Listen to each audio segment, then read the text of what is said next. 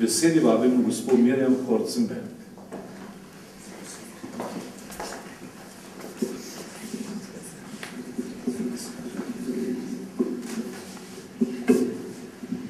Moram na začetku povedati, da bi mi bilo veliko lažje povedati ta moj vtis, če bi bile na 4 oči s Katarino. Ampak kljub temu, da nas je nekoliko več, bom povedala kakšno misel prav iz hvaležnosti. Torej, pred mano so v naši družini brali to knjigo že drugi, najprej 2 hčerki in tako kot smo že danes slišali, sta prebrali tako Veni Sapin. Jaz sem imela pa srečo, ker sem dobila knjigo v roke ravno, ko so bile jesenske počitnice in sem imela čas. Moram povedati, da je bilo moje branje čisto drugačno. Vzela sem si čas in tudi nisem mogla hiteti. Čeprav je čisto res, da je knjiga napeta, zgodba te privleče, ampak mene so pa globoko pritegnili ti opisi, plastični orisi, doživljanja, notranjih stanj vsakega posebej in pa njihovih medsebojnih odnosov.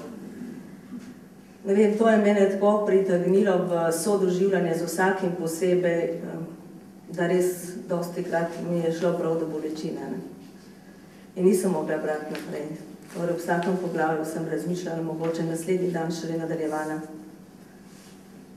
To se mi je zdelo tako bogatstvo in čudila sem se, od kje Katarini ta talent, da zna vstopiti v dušo in tako izraziti.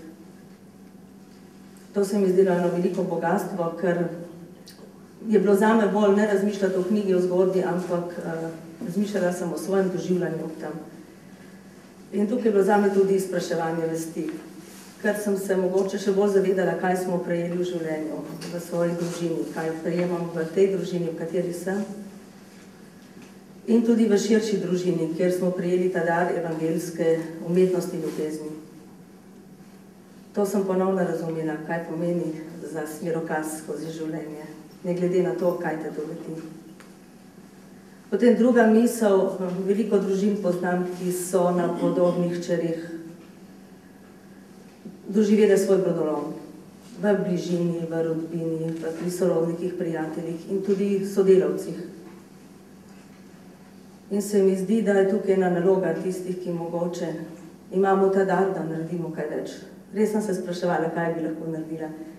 In tudi to so doživljanje z Ano in s Klemenom, mislim, ne vem kaj, sem si izmišljala, kaj bi vse, ampak vidiš, kolikrat si čisto namočen tudi.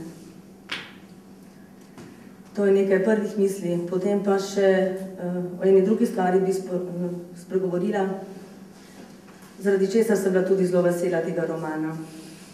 Pred leti smo se nekateri starši povezali, da bi opozorili javnost na to, kaj berajo naši mladi. In smo tudi pripravili tiskovno konferenco prav na temo vzgojna vloga literature. In v vseh teh najrazličnejših pogovorih smo doživljali, kako se morajo mladi srečati s problematiko današnjega časa. Seveda, ampak je način in je način, kako se lahko srečajo z vsem, kar tare današnji svet. In to se mi je zdelo prav, ta način se mi je zdel enkraten. Seveda se poglobiš lahko v vse probleme, če imaš tudi luč, s katero svetiš v to tamove. In zato si želim, da bi bilo takih knjig čim več, Katarininih in drugih. In na koncu bi rekla samo hvala in pa še bi opozorila na to, da ima ta prvi roman eno napako. Kot prvi roman je predober in boš težko napredovali. Hvala.